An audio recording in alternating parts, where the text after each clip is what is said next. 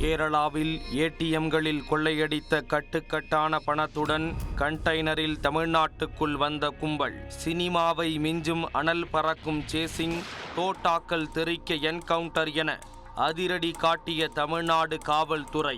அதிரடி நடவடிக்கையில் சிக்கிய மேவாட் கொள்ளையர்கள் என ஒரே நாளில் தமிழ்நாட்டை உலுக்கிய பரபரப்பு சம்பவங்களை விவரிக்கிறது இந்த தொகுப்பு.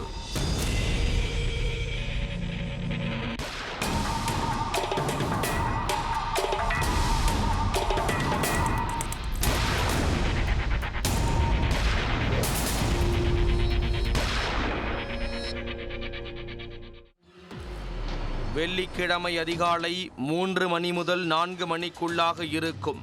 கேரளாவின் திருச்சூரில் சொகுசு காரில் வந்த கும்பல் ஒன்று முகத்தை மறைத்து கொண்டு ஏடிஎம் மையத்துக்குள் நுழைந்தது. சிசிடிவி கேமராக்கள் மீது ஸ்ப்ரே அடித்து மூடியவுடன் மேலும் சிலர் ஏடிஎம் மையத்துக்குள் நுழைந்தனர்.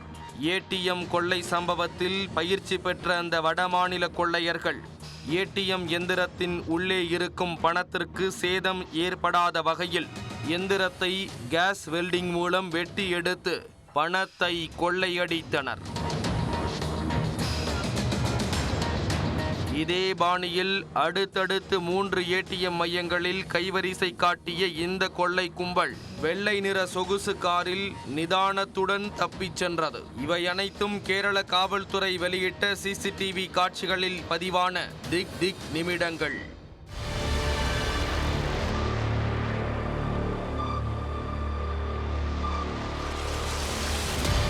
கொள்ளையடித்த பணத்துடன் அந்த கும்பல் தப்பிய நிலையில் தகவல் அறிந்து திருச்சூர் காவல்துறையினர் விசாரணையை முடுக்கிவிட்டனர். முதற்கட்ட விசாரணையின் அடிப்படையில் கொள்ளை கும்பல் தமிழ்நாடு வழியாக தப்பிச் சென்றிருக்கலாம் என்பதை யூகித்தது கேரள காவல்துறை. இதனால் காலை 6 மணிக்கு நாமக்கல் மாவட்ட காவல் கண்காணிப்பாளரை தொடர்பு கொண்ட கேரளாவின் திருச்சூர் மாவட்ட காவல் கண்காணிப்பாளர் வெள்ளை நிற காரில் கொள்ளை கும்பல் தப்பிய தகவலை கொடுத்தார். இதையடுத்து கோயம்புத்தூர், ஈரோடு, சேலம் மாவட்டங்களில் காவல்துறைக்கு தகவல் பகிரப்பட்டு மேற்கு மண்டலம் முழுவதும் வெள்ளை நிற கிரேட்டா காரை குறிவைத்து வாகன சோதனையை தீவிரப்படுத்தியது தமிழ்நாடு காவல்துறை.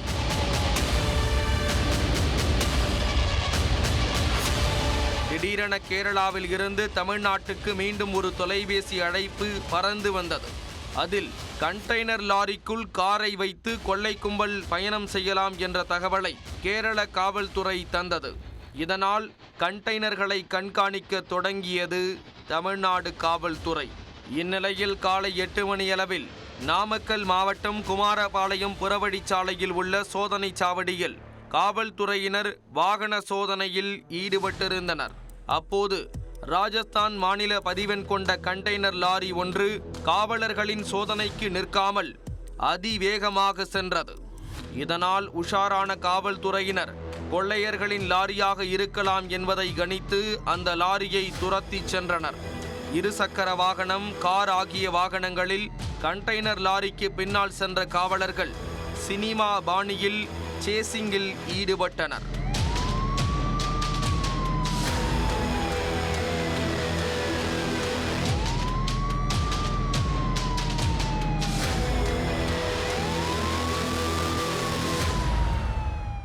தொடர்ந்து விரட்டிச் சென்ற நிலையில் கண்டெய்னர் லாரி சங்ககிரி சுங்கச்சாவடியை நெருங்கியது. சுங்கச்சாவடிக்குள் சென்றால் சிக்கிக் கொள்வோம் என அஞ்சிய கொள்ளையர்கள் சுங்கச்சாவடிக்குள் செல்லாமல் யூட்டன் எடுத்து வந்த வழியிலேயே திரும்பிச் சென்றனர்.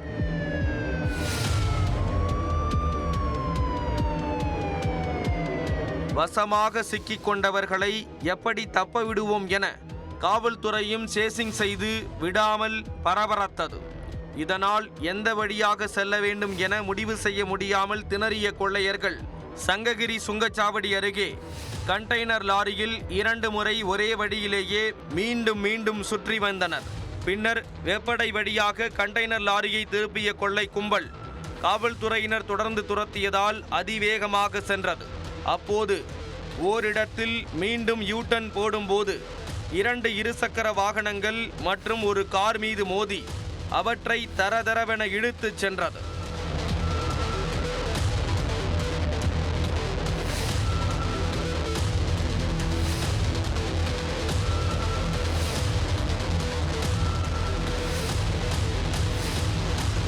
போலீஸ்கார் அந்த வேன் ஜீப்பு இது கண்டெய்னர் துரத்திட்டு வராங்க. நான் இப்போ ஜீப்புக்கு பின்னாடி நானும் வந்துட்டு இருக்கிறேன். அவங்க வந்து மறைச்சி முடிச்சுட்டாங்க. இங்கே பெட்ரோல் பங்க் கிட்ட பிடிச்சி அவன் நிற்கல. திருப்பார் திருப்பி ஒரு 2 வீலர் மேலே ஏறி அப்புறம் என் கார் எடுத்துட்டு இன்னொரு 2 வீலர் எல்லாம் எடுத்துகிட்டு போகிறாப்புல அவர்.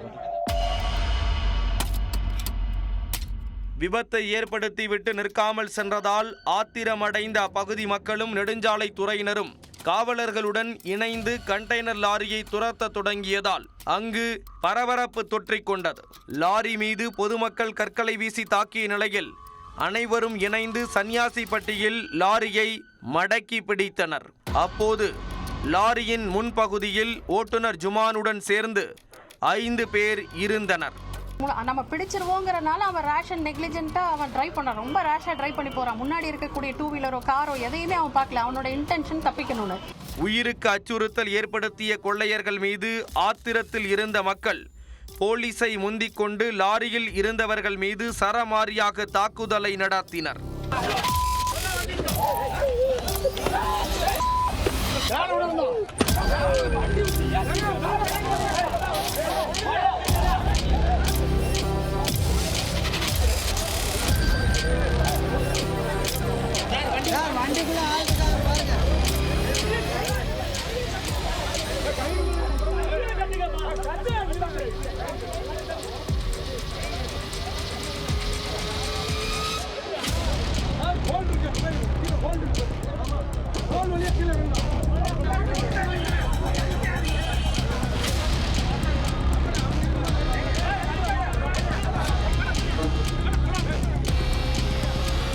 மேலும் அப்படி என்னதான் கண்டெய்னரில் உள்ளது என்பதை பார்க்க வேண்டும் என நினைத்த மக்கள் அதன் பின்பக்க பூட்டை உடைக்க முயன்றனர்.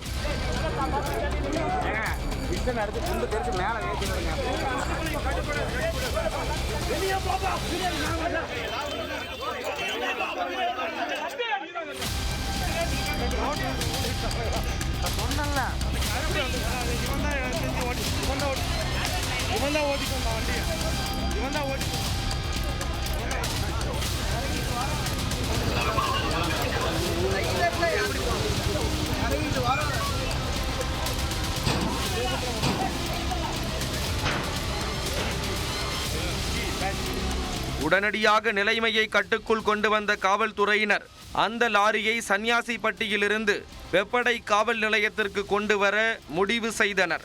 இதையடுத்து காவல்துறையின் பலத்த பாதுகாப்புடன் அந்த கண்டெய்னர் லாரி வெப்படை நோக்கி புறப்பட்டது.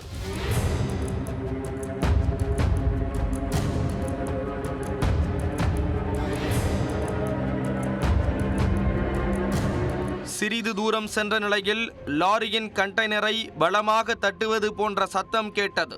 இதையடுத்து கண்டெய்னரின் பின்பக்கத்தில் யாரோ உள்ளார்கள் என்பதை அறிந்த காவல்துறையினர் உடனடியாக அந்த பூட்டை உடைக்க முயன்றுள்ளனர். அப்போது லாரியின் முன்பகுதியில் இருந்த கொள்ளையர்கள் தப்ப முயன்றுள்ளனர்.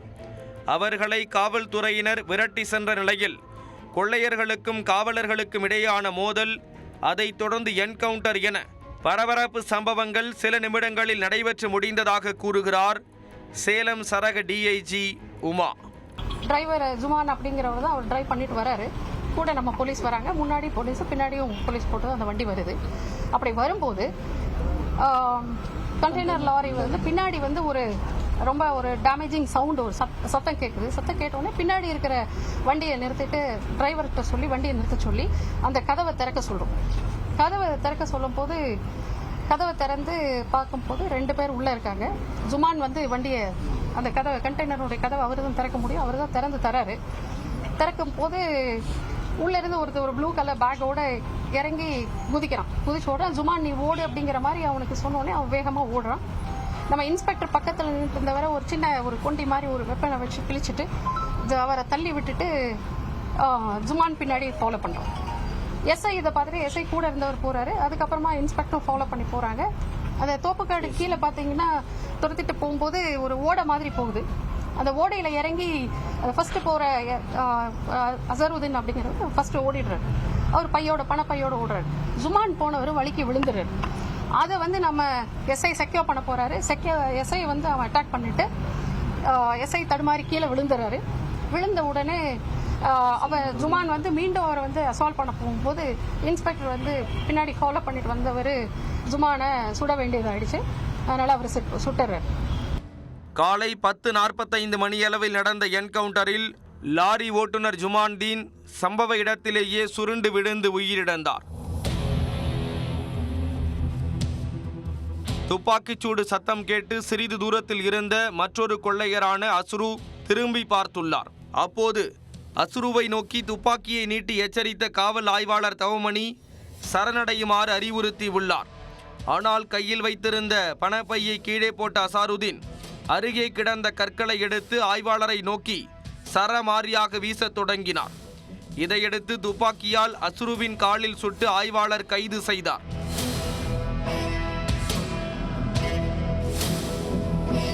கொள்ளையடித்த பணத்தை வைத்திருந்த பெரிய பையும் காவல்துறையினரை தாக்கிய கம்பியும் சில 100 ரூபாய் நோட்டுகளும் என்கவுண்டர் நடந்த ஓடையில் ஆங்காங்கே சிதறி கிடந்தன. ஆக மொத்தம் கண்டெய்னர் லாரியில் மொத்தம் 7 பேர் இருந்துள்ளனர். அதில் ஒருவர் என்கவுண்டரில் உயிரிழந்த நிலையில் ஒருவர் காயமடைந்ததால் கோயம்புத்தூர் அரசு மருத்துவமனைக்கு மேல் சிகிச்சைக்காக அழைத்துச் செல்லப்பட்டார்.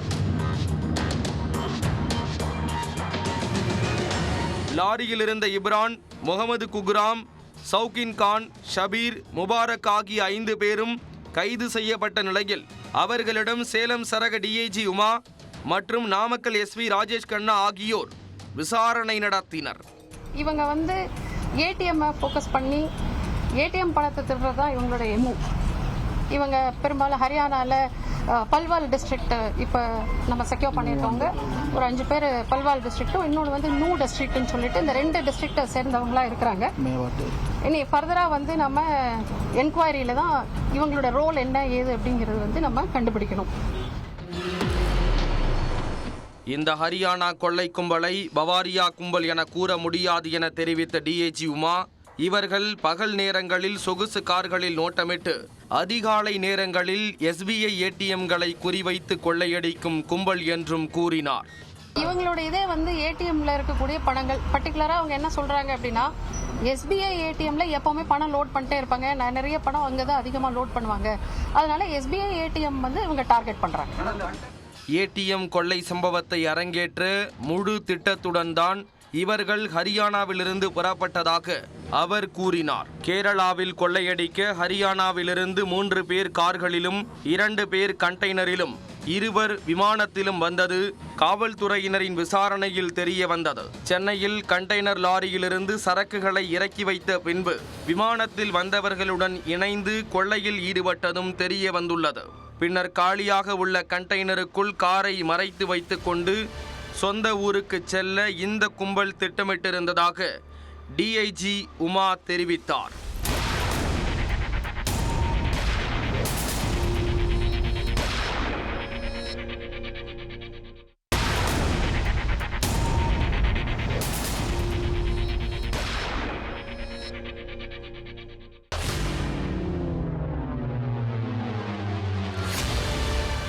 திருச்சூரில் கொள்ளையடிக்க கூகுள் மேப்பை பயன்படுத்திய இந்த கும்பல் ஏடிஎம் இயந்திரங்கள் எங்கெங்கு இருக்கின்றன, எஸ்பிஐ ஏடிஎம்கள் எங்கு இருக்கின்றன, அதில் எவையெல்லாம் கொள்ளையடிக்க சாதகமாக இருக்கும் என்பதையெல்லாம் திட்டமிட்டு கொள்ளையை அரங்கேற்றி உள்ளனர். இந்த கண்டெய்னர் வந்து அது மெயின் இதுலயே இருந்துக்கு கண்டெய்னர் அந்த எஸ்ஓசி எல்லாம் போறதில்ல, அங்க ஏடிஎம் பக்கத்துல எல்லாம் போறதில்ல. இந்த கிரேட்டா கார்ல இவங்க போய் அங்கிருந்து கேஷை எடுத்துட்டு திருப்பி வராங்க. கிரேட்டர் கார் போயிடுது, கண்டெய்னரும் தனியாக தான் வருது. ஒரு குறிப்பிட்ட டிஸ்டன்ஸுக்கு அப்புறமா இவங்க என்ன பண்றாங்கன்னா இந்த கிரேட்டர் காரை வந்து கண்டெய்னர்ல ஏற்றிட்டு எல்லாரும் ஒரே இதில் டிராவல் பண்றாங்க. இந்த சம்பவத்தின் போது காயமடைந்த காவலர்கள் 2 பேர் மருத்துவமனையில் சிகிச்சை பெற்று வருவதாகவும் அவர்கள் நலமுடன் இருப்பதாக உமா குறிப்பிட்டார். முகத் இக்ராம் என்பவர் இந்த கொள்ளைகளுக்கு மூளையாக செயல்பட்டதும் 1 வாரத்திற்கு முன் திருச்சூர் வந்து ஏடிஎம்களை நோட்டமிட்டதும் விசாரணையில் தெரிய வந்தது. மேலும் குற்றவாளிகளுக்கு இந்தி மட்டுமே தெரிவதால் விசாரணையில் காலதாமதம் ஏற்பட்டு வருவதாக காவல்துறையினர் கூறினர். தடுத்து நிறுத்தப்பட்ட கண்டெய்னர் லாரியை திறந்து தடய அறிவியல் துறையினர் ஆதாரங்களை கைப்பற்றினர். கண்டெய்னருக்குள் நம்பர் பிளேட் இல்லாமல் நிறுத்தப்பட்டிருந்த காரை திறந்து ஆய்வு செய்தபோது அதற்குள் ஹரியானா மாநில பதிவெண் கொண்ட நம்பர் பிளேட் இருந்தது தெரிய வந்தது. என்கவுண்டர் செய்யப்பட்ட ஜுமான்தீனின் லாரியை பயன்படுத்தி கொள்ளையில் கிடைக்கும் தொகையில் ஒரு பங்கு அவருக்கு தரப்பட்டு வந்ததும் தெரிய வந்துள்ளது. இந்த தகவல்களை எல்லாம் அறிந்த திருச்சூர் காவல் ஆய்வாளர் ஜிஜே தலைமையிலான குழுவினர் நாமக்கல்லுக்கு விரைந்து வந்தனர். தமிழ்நாடு காவல்துறையினரிடம் விவரங்களை கேட்டறிந்ததுடன் என்கவுண்டர் நடந்த இடம் உள்ளிட்ட பகுதிகளை பார்வையிட்டனர். After that we got information, then we started the searching, and we got information that the team was escaped in a container lorry. Then we passed the information to Tamil Nadu police. They acted very well. Then they could catch the culprit. காவல்துறையினரிடம் encounter பற்றி விளக்கம் கேட்ட குமாரபாளையம் நீதிபதி மாலதி சம்பவ இடத்தில் ஆய்வு செய்தார். வாகனத்தையும் பார்வையிட்டார். கடப்பாவில் கடந்த ஒரு வாரத்திற்கு முன்பு இதே கும்பல் ஏடிஎம் இயந்திரத்தில் பணத்தை கொள்ளையடித்த நிலையில் என்கவுண்டர் நடந்த இடத்திற்கும் வெப்படை காவல் நிலையத்திற்கும் ஆந்திர போலீசார் வந்து விசாரணை மேற்கொண்டனர். இந்நிலையில் இரண்டாவது நாளாக செய்தியாளர்களை சந்தித்த நாமக்கல் காவல் கண்காணிப்பாளர் ராஜேஷ் கண்ணா கொள்ளை கும்பலிடம் இருந்து 67 லட்சம் ரூபாய் கைப்பற்றப்பட்டுள்ளதாக கூறினார். இருந்து வந்து தகவல் கேட்டிருக்காங்க. ஏன்னா அவங்க இதுலேயும் ஒரு ஹூண்டா ஒயிட் கலர் கிரெட்டா காரில் வந்து அஃபென்ஸ் பண்ணதான் வந்து அங்கே இருக்க எஸ்பி பேசினார். ஸோ அவருக்கு வந்து தகவல் கொடுத்துருக்கோம். ஸோ அவங்களும் விசாரிச்சுக்கிட்டு இருக்காங்க. தமிழ்நாட்டில் நம்ம கிருஷ்ணகிரி டீம் வந்து நேற்று ஃபுல்லாக வந்து விசாரிச்சுட்டு போயிருக்காங்க. இவங்களுக்கு வந்து வெவ்வேறு மாநிலங்களில் வழக்கு இருக்குது. இவங்களுக்கு ஆல்ரெடி வந்து மகாராஷ்டிராவில் ஒரு வழக்கு இருந்து அதில் அவங்க ஜெயிலில் இருந்துட்டு வந்திருக்காங்க. கொள்ளையர்கள் 6 பேர் மீதும் 7 பிரிவுகளின் கீழ் வழக்கு பதியப்பட்டுள்ளதாக தெரிவித்தார். கொள்ளையர்களின் அடையாள அட்டைகள் மற்றும் உடைமைகளை காட்சிப்படுத்தினர். இதன் தொடர்ச்சியாக என்கவுண்டர் செய்யப்பட்டவரின் உறவினர்கள் ஹரியானாவிலிருந்து விமானம் மூலம் வெப்படைக்கு வரவழைக்கப்பட்டு விசாரணைக்கு உட்படுத்தப்பட்டனர். ஹரியானா மாநிலத்தைச் சேர்ந்த மேவாட் கொள்ளையர்களின் பாணியிலேயே இவர்கள் கொள்ளை சம்பவத்தை அரங்கேற்றி இருப்பது தெரிய வந்துள்ளது. 90களில் வட தமிழ்நாடு பகுதியை கதிகலங்க வைத்த ராஜஸ்தானைச் சேர்ந்த பவாரியா கொள்ளையர்களைப் போலவே மேவாட் கொள்ளையர்களும் ஆபத்தானவர்கள். ஆனால் அவர்களை விட இவர்கள் புத்திசாலிகள், தொழில்நுட்ப ரீதியாக பயிற்சி பெற்றவர்கள் என்று காவல்துறையினர் கூறுகின்றனர். சர்வதேச அளவில் பல்வேறு நாடுகளில் நடக்கும் கொள்ளை சம்பவங்களை படித்து தெரிந்து கொண்டு அதே பாணியில் நாடு முழுவதும் கொள்ளை சம்பவங்களை அரங்கேற்றுவதை மேவாட் கொள்ளையர்கள் வாடிக்கையாக கொண்டுள்ளதாக தெரிவிக்கின்றனர். இதற்காக ஹரியானாவின் மேவாட் சுற்றுவட்டார பகுதிகளில் உள்ள 150 கிராமங்களில் கொள்ளையடிப்பதற்கு பிரத்யேக பயிற்சி அளிப்பதாக கூறப்படுகிறது. இதனால் ஏடிஎம்களில் கொள்ளையடிப்பது மட்டுமல்லாமல் ஆன்லைன் மோசடியிலும் மேவாட் கொள்ளையர்கள் கொடிகட்டி பறக்கின்றனர். கொள்ளை நடந்த மாநிலத்திலிருந்து உடனடியாக தப்பிப்பதை நோக்கமாக வைத்திருப்பதால் இவர்களை பிடிப்பது காவல்துறையினருக்கு சவாலான காரியமாகவே இருக்கிறது. இவர்கள் தப்பிச் சென்று விட்டால் பிடிப்பது அரிது என கூறப்படும் நிலையில் கடந்த ஆண்டு திருவண்ணாமலையில் நடந்த ஏடிஎம் கொள்ளையில் தொடர்புடைய வேறு சில மேவாட் கொள்ளையர்களை தமிழ்நாடு காவல்துறையினர் கைது செய்தனர். இந்நிலையில் தற்போது ஹரியானாவைச் சேர்ந்த மேவாட் கொள்ளையர்களை நாமக்கல் காவல்துறையினர் என்கவுண்டர் நடத்தி பிடித்திருப்பது பரபரப்பை ஏற்படுத்தியதுடன் பாராட்டுக்களையும் பெற்று தந்துள்ளது.